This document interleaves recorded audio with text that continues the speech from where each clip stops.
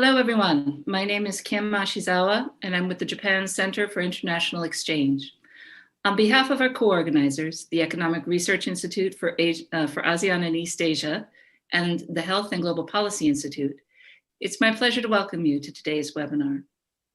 According to a report from Alzheimer's Disease International, there are nearly 10 million people in East Asia living with dementia today, and nearly 5 million in North America. And those numbers are only growing larger as our societies continue to age. In low-income countries in particular, the number of people with dementia is expected to rise a staggering 264% by 2050. Clearly, this is an important shared issue for our countries to address, one that has broad implications, from the effect it has on individuals, families, and communities, to the macro issues like caregiving systems, immigration, built environments, and economic impacts. Today, we have three distinguished leaders in the field, offering perspectives from Japan, Indonesia, and the United States on one important aspect of this issue, building dementia-friendly communities that provide a supportive environment for those with dementia and their caregivers. They'll be sharing their insights on best practices and policy lessons learned in establishing dementia-friendly communities, how we can lessen the burden of cognitive decline on vulnerable populations, and how we can promote greater collaboration region-wide on this topic. It's my pleasure to introduce our moderator for today's session, Mr. Ryoji Noritake, the CEO of the Health and Global Policy Institute. Mr. Noritake has led health system strengthening projects in the Asia-Pacific region and is engaged in the US Navy's medical humanitarian projects. His focus is on multi-sectoral approaches to health issues, such as public-private partnerships and civil-military coordination. He currently serves as a member of the Tokyo Metropolitan Government's Policy Discussion Roundtable for Super Aging Society, and is a member of the Government of Japan's Dementia Innovation Alliance Public and Private Sector Working Group. Ryoji, over to you. Hi, Kim. Thank you very much for your kind introduction. Good morning and good evening, everyone. I'm the moderator today, Ryoji Noritake. I serve as a CEO for Health and Global Policy Institute, HGPI. HGPI is an independent and non-profit think tank based in Tokyo, and dementia has been one of our policy agendas for years. Our chairperson, Dr. Kiyoshi Kurokawa, is a member of the World Dementia Council, and we work with governments, civil societies, multi-stakeholders together to tackle down this issue. Today, we discuss with global experts on dementia-friendly communities in Asia-Pacific. And as Kim kindly mentioned, the increased number of people with dementia in the era of aging, dementia is a phenomenon, not only in high-income countries, but also low, middle-income countries as well. Now, I'd like to emphasize, actually, to begin with, that aging and dementia is not a problem for the society. It is not a problem, but actually longevity is something we praise as a human being achieved in this century. Therefore, today we would like to pursue opportunity with positive manners. Having said that, as Kim mentioned, chronic conditions such as dementia affects most to the vulnerable population, especially in low-income countries and low-income societies within high-income countries. So with limited medical intervention and lack of caregiving conditions, community needs to be resilient and age-friendly per se. So dementia-friendly community is a needed topic for LMIC and also high-income countries in many contexts. Economic disparities would occur not only in low-income countries, but in high-income countries in recent years, including in the United States and Japan. Therefore, we believe adequate policy implementations such as building dementia-friendly community would help the vulnerable population by reducing economic disparities. There should be some frugal innovation or reverse innovation which occur in low and middle income countries, and there are many things we can learn from them as well. So today we love to hear and learn from cases in various societies, and your concrete examples, best practices to be shared would be highly welcome.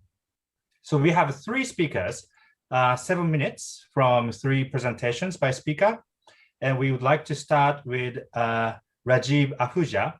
He is Associate Director for Milken Institute, Center for the Future of Aging. Rajiv implements several initiatives in the United States, and we would like to learn from his experiences. Rajiv, floor is yours. Hi, everyone. Thanks so much for inviting me to join this panel. I'm very happy to be talking about this interesting topic and learning from all of you too on the different perspectives on dementia-friendly communities.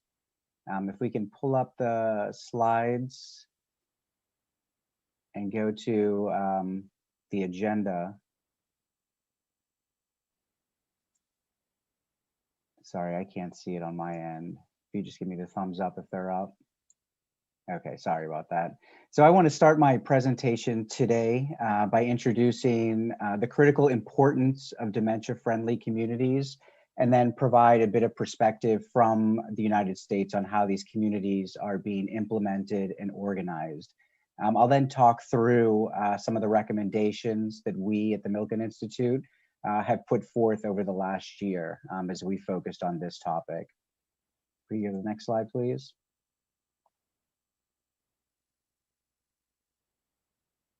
So what is the need for dementia-friendly communities going forward right now? We know that in the US, just like in the rest of the world, the number of people living with dementia is growing. In the US, the numbers are projected to nearly double over the next 2 decades.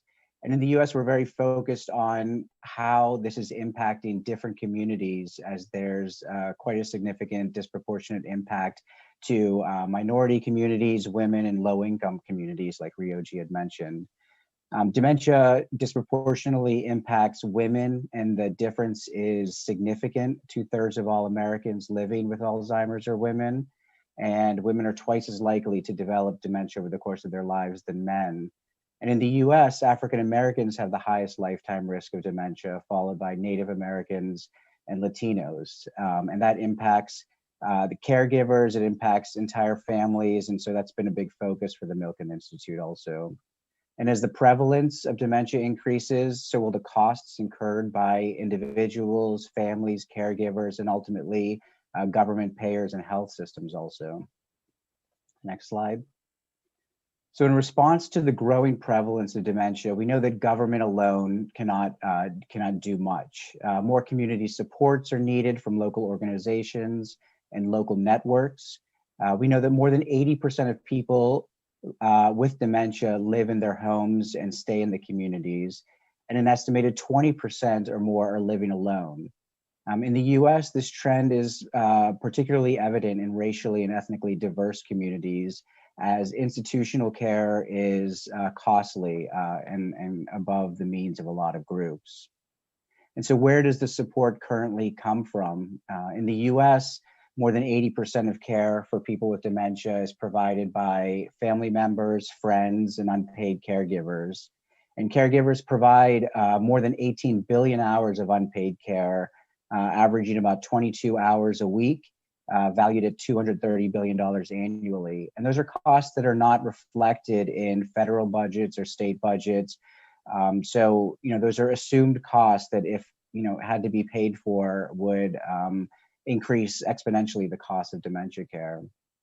And so at the Milken Institute, we've really focused on the need for supporting caregivers as an essential function of any dementia-friendly community, as caregivers really provide a whole host of services, including preparing meals, paying bills, attending appointments, and helping with work as well.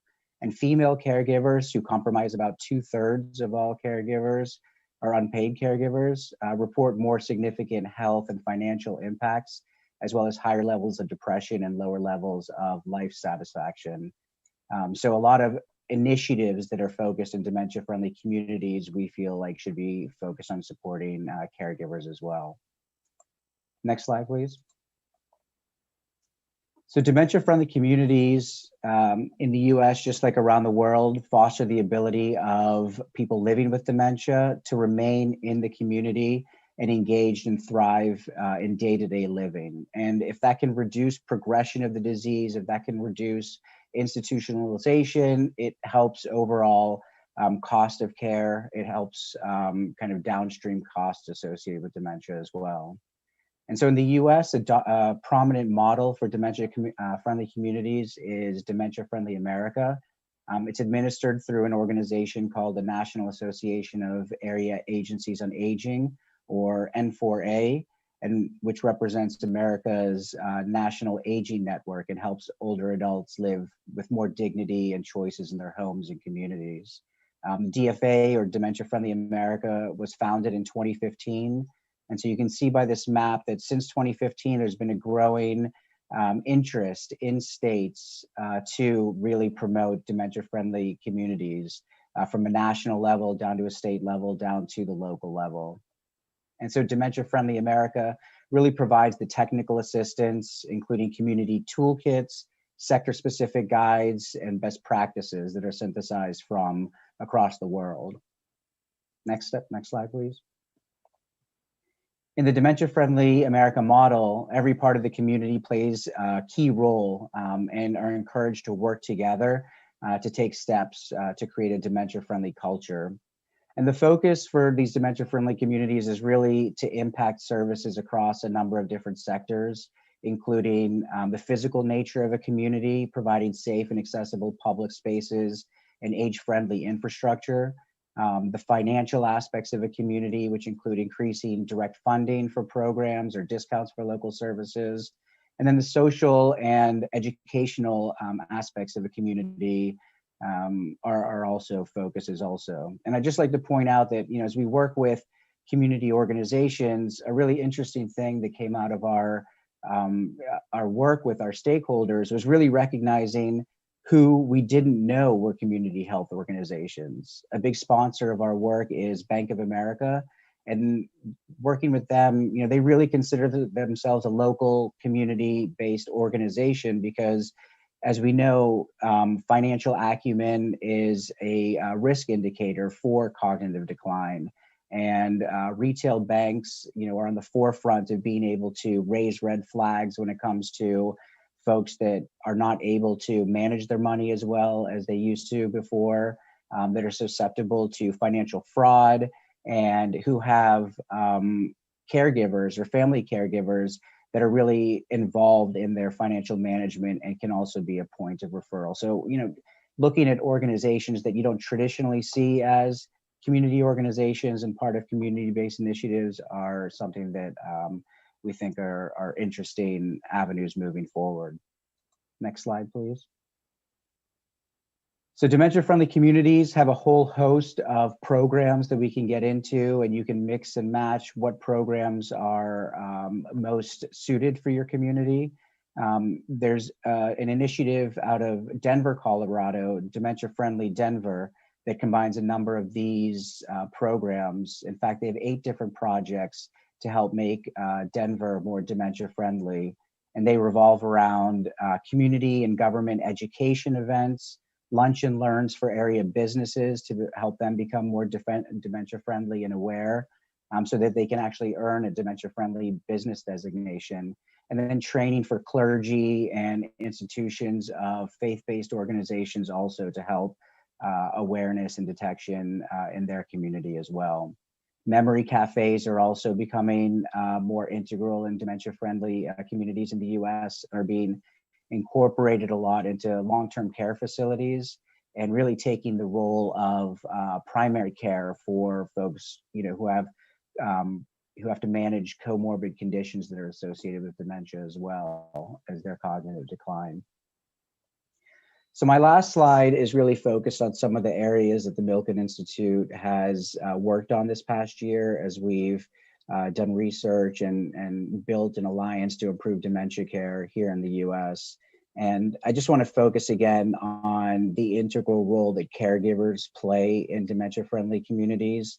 I think unlike other age-related chronic conditions, without caregivers, there is no dementia care. We're so reliant on them, and they're such an important function of dementia-friendly communities that a lot of our recommendations really focus on supporting the caregivers. And one of the things that we really focus on is providing paid family leave for caregivers, which is not provided in the US, as it is for parents, for children. We want to really advocate for providing more financial resources to caregivers who are often balancing their work responsibilities as well as their caregiving responsibilities. And it's really impacting the younger generation also, who are now this sandwich generation, taking care of their parents, taking care of their kids, and that really impacts their productivity as well. And so we're encouraged that our new administration is taking up this cause also and really driving benefits moving forward, incentivizing workplaces to provide caregiving as a benefit on par with retirement savings, and really trying to elevate the role of the workplace in the dementia-friendly community also to help fill some of those gaps as well. So I'll stop there. I'll pass it over and look forward to hearing from everyone else. Thank you so much. Thank you, Rajiv, for your comprehensive explanation and introduction of the situation in the United States. Particularly, you kindly focused on Denver case, and it is very intriguing that United States is focusing, in this case, that family support is needed with the healthcare system in the United States, and also the involvement of business unit is quite intriguing. That's something we can learn from US cases. Well, thank you very much. Now I'd like to travel to Indonesia. I would like to introduce DY Suharaya. She's a regional director for Alzheimer's Disease International, ADI, Asia Pacific region, and founder of Alzheimer's Indonesia. I'd like to omit the detailed bio for each speaker since it's on the website. But DY is a member of World Dementia Council as well, and she's a very active thought leader in this field. DY, we're very happy to have you. Thank you, Ryoji. Thank you, Kim. I'm happy to be here as well. Thank you for inviting me. The slide can be presented now. Yes. So I am overseeing 20 countries in Asia Pacific. Next slide. And we're talking about dementia-friendly communities in Asia Pacific. Kim mentioned it was 10 million. It's actually nearing 15 million in East Asia, Kim. 10 million is only in China. So out of 50 million people with dementia, 23 million in Asia Pacific and nearing 15 million in East Asia. And it's expected to triple by 2030 and quadruple by 2050. So next slide. We're talking about dementia-friendly communities. I think it's over 15 years since Japan initiated the Ninchisho supporter, Dementia Friends supporter. We owe much to the people of Japan for a vision that has the power to change the way we think about dementia. Why is dementia-friendly communities important? It's important because we have the power to change the way people think about dementia. The importance of concept of dementia-friendly communities fits with the needs of human rights and disability rights to be recognized. And the vision is to transform the whole community, including people, environment, and services, so we'll be able to meet the goals and aspirations of people with dementia, taking part in a range of opportunities, ongoing participation, and all that. So these are the two key points that's mentioned in my slide: empowering and reducing stigma. Next slide. So what does a dementia-friendly society look like? People with dementia are respected and included in society. And this is aligned with what my colleague Ryoma will be talking later. It's related to the 7 action areas of global dementia public health response. In 2017, all countries committed in building a dementia-friendly communities. And it's action area 2, awareness and friendliness. Dementia-friendly communities aim to give people with dementia a purpose in life, to be able to access support they need and take decisions about their own life. Next slide. This is a slide of the involvement of people living with dementia and their caregivers. They are involved. ADI is a member of more than 100 organizations. We have Alzheimer's Association Japan in Japan. Norio Wasizu is our champion. And recently they established with HGPI as well and National Center for Gerontology a Japan Dementia International Exchange Platform website. Dementia is everybody's business. So we have to work together on this. And the involvement of people with dementia, there is now a person with dementia from Singapore involved in a Voices for Hope program in Singapore. They are stepping up as a champion, as an advocate. And these are photos of all the person with dementia involved in conferences, telling stories, and all these advocacy work. Next slide. So this is also pointers on how dementia-friendly communities are in action. They through social support, public awareness, inclusive communities, and better quality health and dementia services, improving physical environment. ADI is launched Dementia World's Alzheimer's Report last year, and design was the theme. I'm giving you heads up, in September 2021 this year, the theme will be diagnosis. And we're calling you to participate in the survey, the global survey, calling all the clinicians, people with dementia, family caregivers, and all that. So dementia is everybody's business. Next slide. So these are the 4 expressions of dementia-friendly: human rights, awareness, health services, and improving physical environment, as I mentioned. Next slide. These are photos of, in Jakarta, Indonesia. We actually initiated a person with dementia supported by young people as well, intergenerational. Rajiv mentioned earlier about sandwich generation. It's actually increasing more and more as well in Asia Pacific. So dementia-friendly communities must be developed with inputs from people with dementia in Japan, in Netherlands, in Kerala, and all these other cities. Next slide. So this is just examples from dementia-friendly environments in Asia Pacific. There's dementia-friendly cafes in Singapore and Argentina. I mentioned about Voices for Hope program. We have people with dementia traveling from Singapore to Taiwan, empowering advocacy and stepping up. And now there's more and more people with dementia from Sri Lanka, from Indonesia, from Japan, and also from Singapore. We hope we see more of them in contributing and participating. So these are examples. In Malaysia, there's Dementia-Friendly Mall. A property company in Malaysia is committing a certain space for that. So the sandwich generation can go, but during COVID-19, there's some webinars also arranged for them. Brain gym exercise are arranged in Indonesia, supporting people with dementia and combating loneliness and depression and all that. Next slide. So in conclusion, as I mentioned, dementia is everybody's business. New models of care led by the grassroots movement. It's responding to the needs of person with dementia and family caregivers. And dementia-friendly communities requires collaboration. I think collaboration, having a champion, having commitment, connecting the dots. I think those are the keys in implementing dementia-friendly communities. And next slide. And I also would like to invite everyone to go to our website, Alzheimer's Disease International. We have published Dementia-Friendly Communities, Global Developments, Key Principles. It's free, you can download it. And it's also no accident that there's now greater interest in using the Convention on the Rights of Persons with Disabilities in enabling people with dementia and participating as fully as possible in the society. Thank you. UI, thank you very much. I see certainly the synergies between US cases, Indonesian cases, even we travel from the United States to Indonesia, that intergenerational partnership and collaboration is quite critical. And also multi-stakeholder, multi-sectoral approaches are critical as well. And you kindly added that global partnership, global collaboration is important as well, as you mentioned that dementia is everybody's business. Yeah.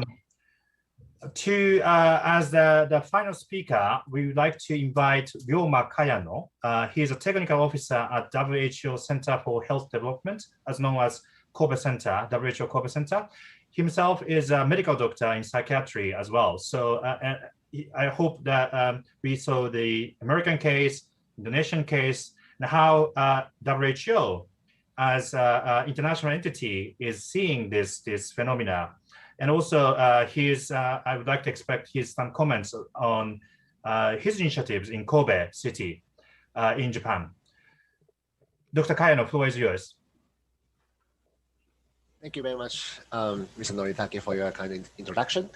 This is Ryoma Kayano, WHO Center for Health Development, which is located in Kobe, Japan. That's why it's called a WHO Kobe Center. It's a policy research center working on the global health issues. One of the research topic is the UHC, Universal Health Coverage, in the context of global aging. And Japan is a country which is facing a very rapid and advanced aging in the country.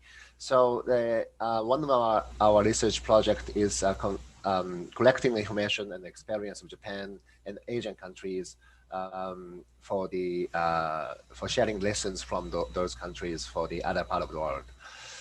So let me introduce some of WHO perspectives and also the WHO Kobe Center's activity on dementia by sharing my screen. It is working, I think. Thank you.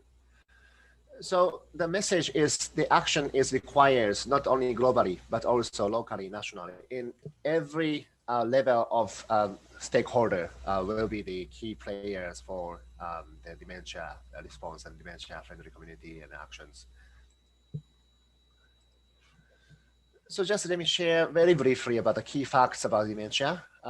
As you may know, dementia has several symptoms which it has an impact on their life. But dementia not only for the has an impact not only for the people with dementia, but also for the carers and also for their families, and in every different parts of the society it affects.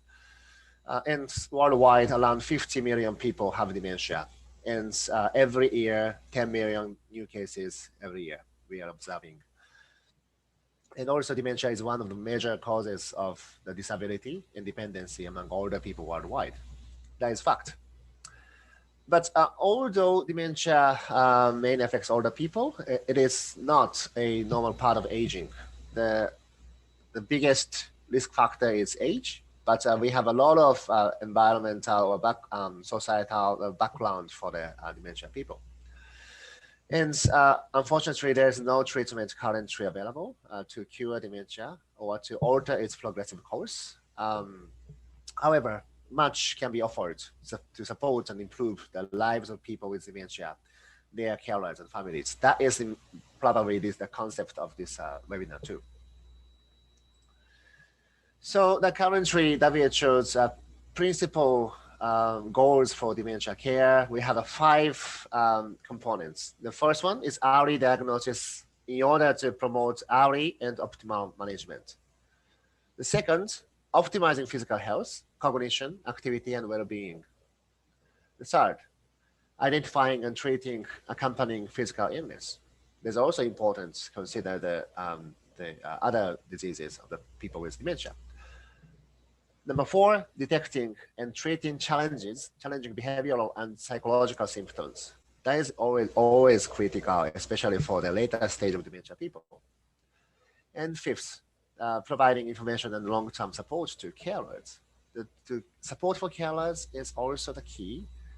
We are observing a lot of sad stories in Japan, which carers get to be overwhelmed and the negative consequence of the caring older people, sometimes suicide, sometimes killing the people with dementia. WHO's global response, I'd like to very briefly introduce you some key actions of WHO. In 2017, we published a global action plan on the public health response to dementia 2017, 2020, 2025. This is the first global action plan on the public health response to dementia, and it aims to improve the lives of people with dementia, their carers and families. This principle didn't change since the beginning of our activity on dementia, and it provides a set of actions to realize the vision of the world in which dementia is prevented, and people with dementia and their carers receive the care and support they need to live a life with meaning and dignity. That's a very important concept to consider when we consider the actions for dementia. Prior to this dementia global action plan, actually there was another guidance by WHO, was the WHO, what report on the global aging. Was also published 2015. It was also first time for WHO to emphasize the importance of the aging globally, not only for the high-income country, but also every country in the world. That was prior to this dementia action plan. Following this global action plan, and also parallelly, we have organized Global Dementia Observatory. It is a data and knowledge exchange platform that offers easy access to key dementia data from member states, which is including the components of policies, service delivery, and information research. And it supports countries in measuring progress on dementia actions outlined in this global action plan. This is also our global mechanism to monitor the progress of dementia action plan and the dementia policy in those countries. In 2018, we have published a guide for the member states to how to develop the or improve their dementia policy and program. So it's a very useful information and guide for the countries to develop a standalone dementia plan or strengthening an existing dementia plan, and also integrating dementia into the existing dementia-related plans. So it's a 2018. 2019, as you may know, there is a guidelines, risk reduction of cognitive decline and dementia. This is also evidence-based guideline for the, it's also giving guidance for the people involved in the dementia policy and program, and also research and practitioners. It's the first guideline for the WHO to provide concrete advice or suggestions for everybody involved in dementia response. And that is a very brief introduction on what WHO has done globally.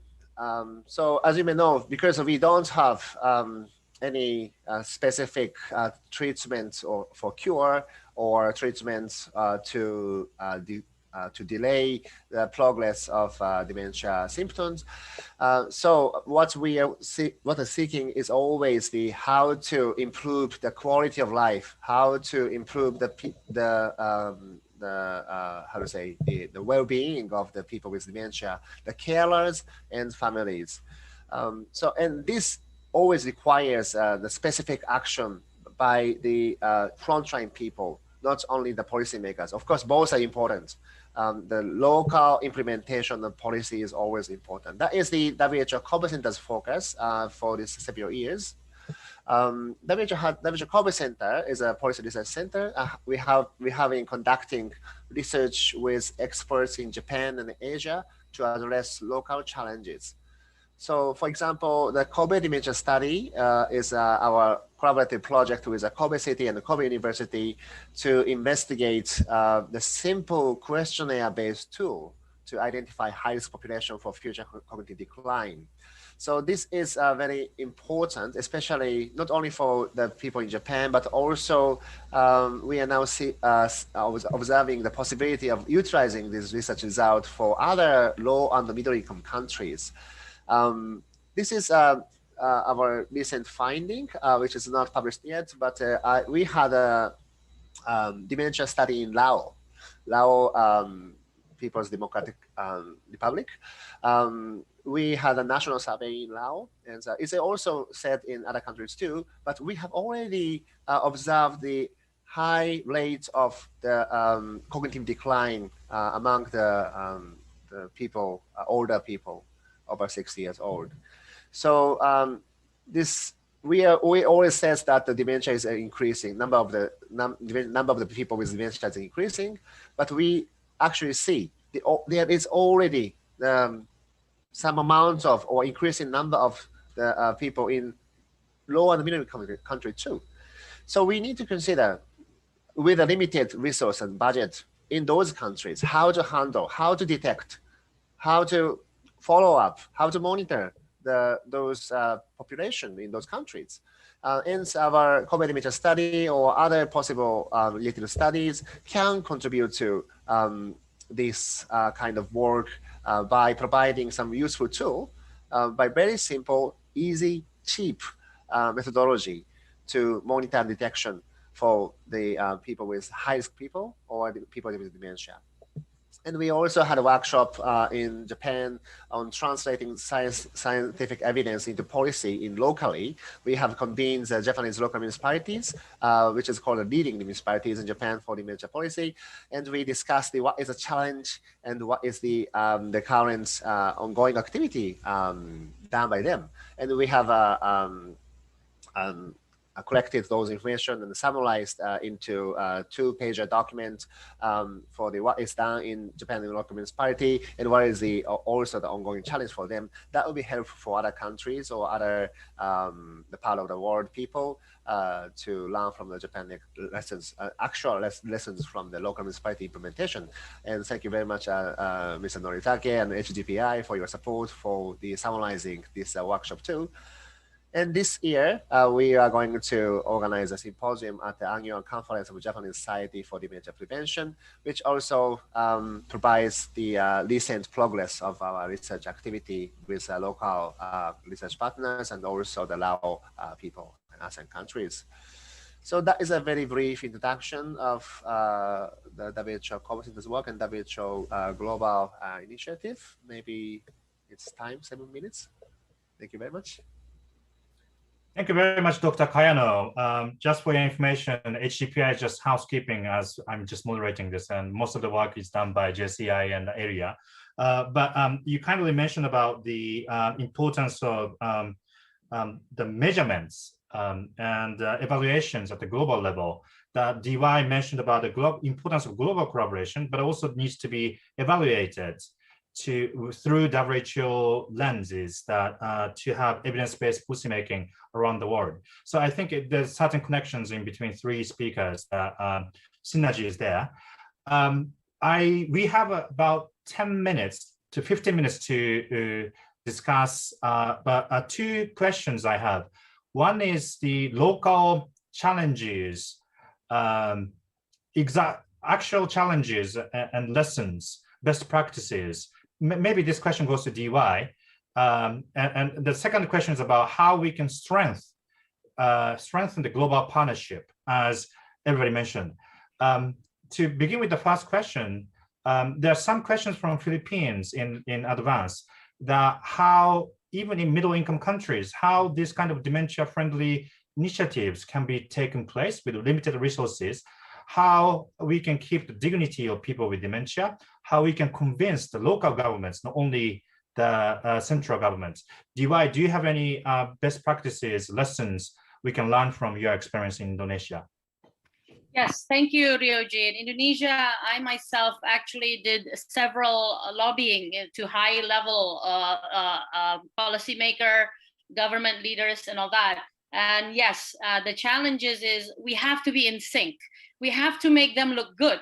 You know, they have to have an ownership on this as well. And in terms of the limited resources, I'm a big believer that we always can do anything to our best ability to create a dementia-friendly environment and maximizing our highest potential. So partnership is important, identifying the key people, committing and getting buy-ins. And no matter how limited your resources are, we simply have to figure out an entry point, and we have to figure out a way to measure that as well. And based on the Indonesian experience, again, like by lobbying the high-level people, identifying the grassroots champions, and aligning with all the global standards, you know, everything that was presented today, I think we can help people with dementia to have a meaningful social interaction and meaningful environment. Thank you, DY. So the top level approach and also grassroots approach needs to be combined, and also finding the champions, including you, I guess, in society. And yourself. There's also a question from the public that how we can achieve the rural side dementia-friendly community. Maybe Rajiv or DY, you can mention about from your experiences. Would you like to start, Rajiv? Sure. In the U.S., there's such a diversity of where folks are located. There's densely populated cities, and a lot of care does not reach the rural areas in the U.S. as well. I'm sure it's a common problem, throughout. And I think, especially in times, with COVID going on right now, where there's been isolation, there's been loneliness, it's kind of mimicked those problems that are happening in rural America also.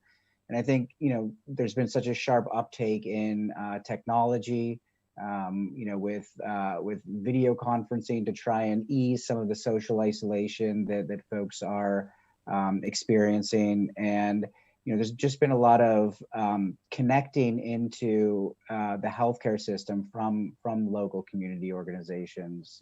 In the U.S., there's such an emphasis on the medical care that goes on for Alzheimer's patients, and a lack of emphasis on the social care that's needed to kind of help with the quality of life issues that we've been talking about.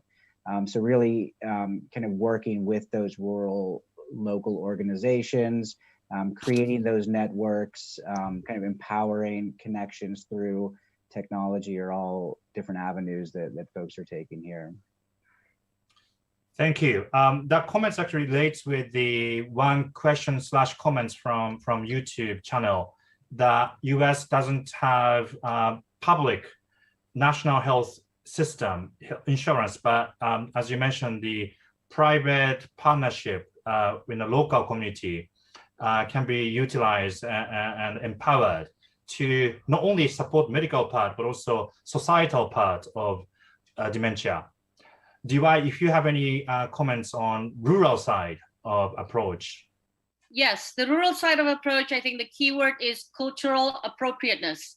I think it has to be connected with how it works in each areas. I'll give you an example. For instance, we created the 10 warning signs of dementia accordion brochure, and certain areas prefer dances, prefer theatrical, prefer music. And during COVID-19, the webinars are also popular on this. The rural areas have their own system or ways in making things happen, and we just have to tap on that and be clear on what we're aiming to support people with dementia and supporting an inclusive society. Thank you. That's a very concrete best practices to be shared. Dancing doesn't cost any medical cost, and that is with the limited resources, even there are some approaches that we can take. The second question, and I would like to ask to Dr. Kayano and also other speakers as well, how we all mentioned about the importance of global network, global collaboration, and global architecture. How can we strengthen this network?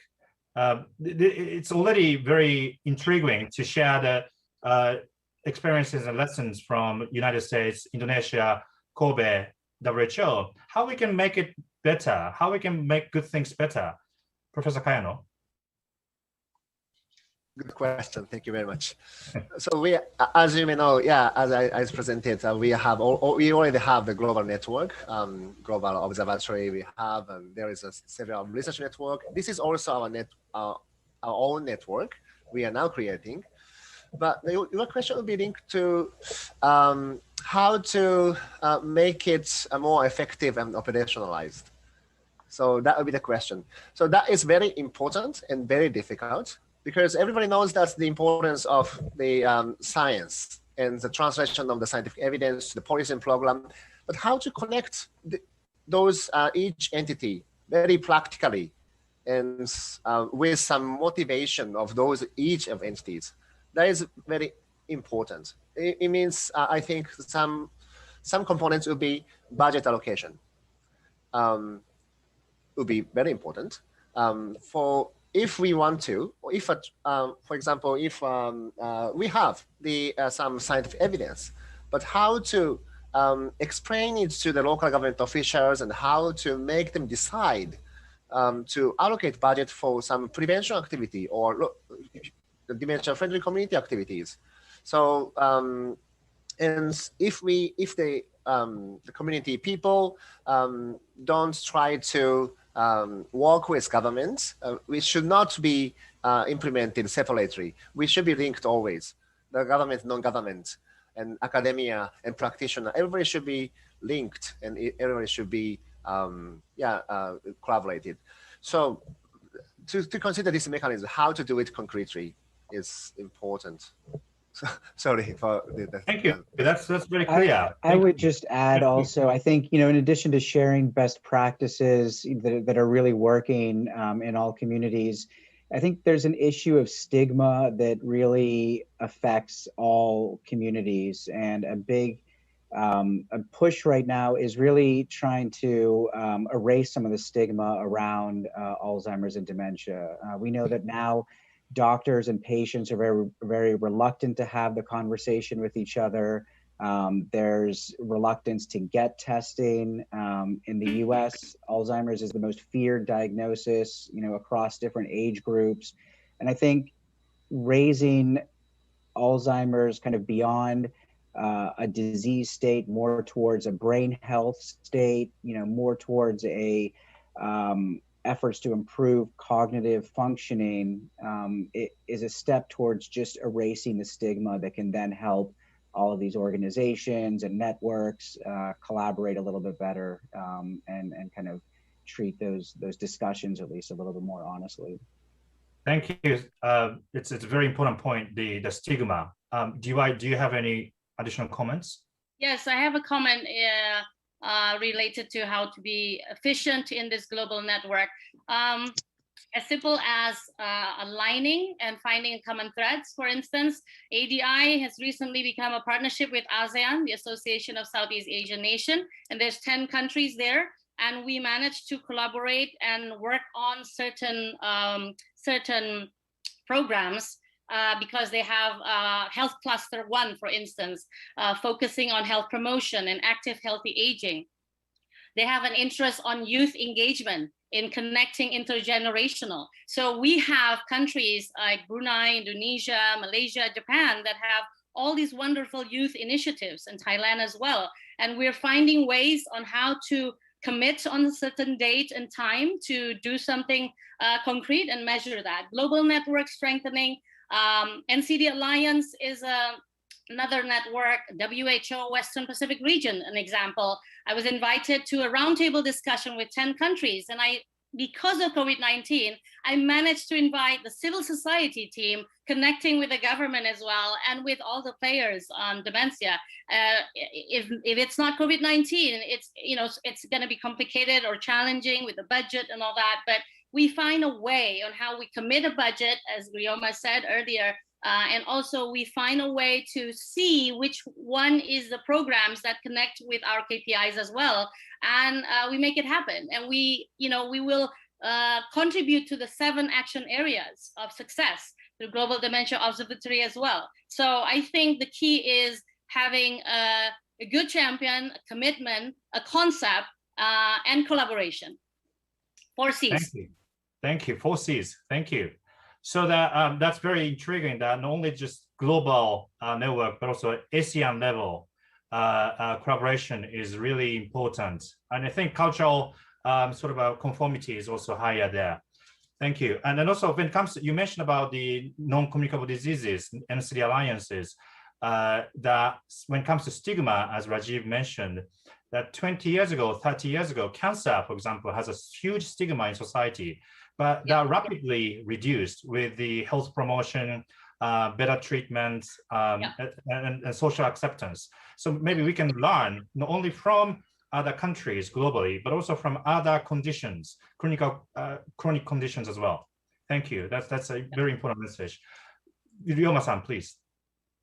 Just one word that I want to share is solidarity. It's also, solidarity is very important. As we mentioned repeatedly for the COVID-19 response too, we have been observing the separation of internal separation in the government, internal separation in the company, in the community, of course, between countries, between regions. But this doesn't solve the problem. The COVID-19 is also the same. So this is very serious, tough disease. It affects differently to older people and younger people. Younger people don't think that it's okay. It's a problem of older people. We don't die.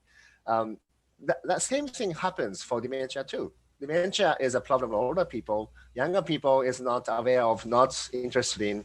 Also, it is same thing can be said for the government officials. Okay, dementia is a health sector's issues. It's not my role. That is the key to solve some problem. As Nordic mentioned, how to strengthen the global activity. We have global activity already, but how to make it concrete, how to make it operationalized. That is very important point, I think. Sorry, thank you. Thank you. Intergenerational connectivity and solidarity. That actually really connects with what Rajiv mentioned about brain health. Not just discuss about the dementia per se, but how we can advocate brain health as a broader agenda, I think. Rajiv, do you have any additional comments around that? Yeah, I think so much advancements have happened in the field of public health with regards to other age-related chronic conditions like heart health and diabetes, and all of these awareness campaigns that have been proven that I think with dementia advocacy, instead of recreating the wheel, partnering with organizations that are promoting heart health, we know that they're so related with each other.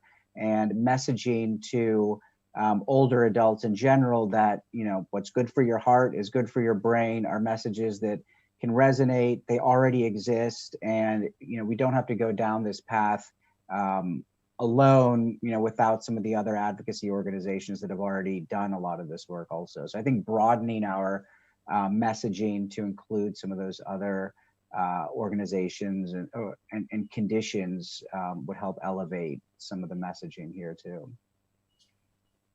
Thank you very much. I think we are almost time to finalize the discussion, but I think we agree upon the importance of firstly the intergenerational collaboration and the multi-sectoral approaches for dementia, and also internal solidarity within the organization to approach this issue. And most importantly, global collaboration among champions and grassroots level civil societies and governmental collaboration. And then finally, it is unexpected, but it's very important conclusion that we find today is the sort of cross-disease collaboration or cross-condition collaboration. And that's something maybe WHO can help us as well. Well, thank you very much. And with your expertise and inputs are truly appreciated. And we hope to continue this kind of discussion. To finalize this forum, I would like to ask Osuke Komazawa. He's representing today AREA, Economic Research Institute for ASEAN and East Asia. And he serves as a special advisor on healthcare and long-term care policy. And he's a medical doctor as well. And AREA, I believe, is one of the key entities that to facilitate this kind of global collaboration, inter-sectoral collaboration. Dr. Komazawa, floor is yours to your closing remarks.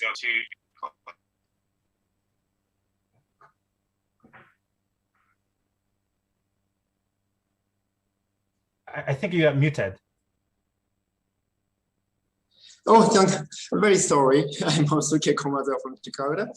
And thank you very much, Ryoji, for your great introduction to me. I didn't expect you would make such a great introduction to me. Thank you very much. And I greatly enjoyed today's discussion. I think 1 hour was too short to discuss this topic, but I have to close this webinar now. First of all, thank you very much, Ryoji, for your magnificent job as a moderator. And all distinguished panel members, I would like to express my great appreciation for your valuable and insightful discussion today. As we discussed, we will have more and more people with dementia in communities and beyond. It's a natural consequence of population aging. We learned the importance of dementia-friendly communities and what is required to establish dementia-friendly communities with some practical actions and activities from Asia Pacific and America.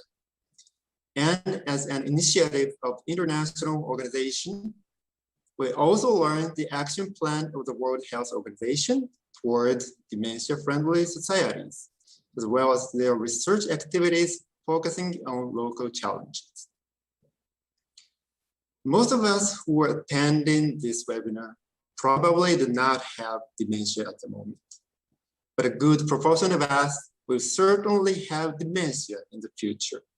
It could happen suddenly if caused by stroke, or it may gradually develop if it's caused by a degenerative change of the brain. The important thing is that everybody may become a person with dementia because we are very likely to live until old age, whether it's 75 years old, 85, 100 or more. The key to establish dementia-friendly communities is, I believe, our awareness of dementia and our understanding that dementia is not just an issue that affects other people, but something that will affect us and our loved ones as well. Dementia-friendly communities are indispensable for all of us to live with dignity until older age. Of course, as we discussed today, intergenerational, multi-stakeholders, and international cooperation are all crucially important. Another thing I would like to stress in this occasion is that community-based system alone is not enough, as we discussed today. And Ibu DY called public system as a top level initiative, I think. And I believe community-based system can work much better if it's combined with public systems. If we really want to achieve societies that leave no one behind, it is critical that we have well-organized and reliable public system to support older people. I think this is the time now to promote regional and global dialogue and cooperation for strengthening the social welfare system so that we can be ready for the population aging that is taking place around our region and around the world. Today's discussion is a great step toward that goal. To our guests and panel members and to our audience, thank you again on behalf of our co-organizers, JCIE, SGPI, and AREA. This is the second event of a webinar series that is organized under the auspices of the Asia Health and Wellbeing Initiative, or AWI, AHWIN. It is an initiative launched by the Japanese government. I hope to see you again soon at our next webinar. Thank you very much. Please stay safe and let's work to keep our social connectedness during this pandemic. Have a wonderful day to our colleagues in Asia and good night to colleagues in America. Thank you.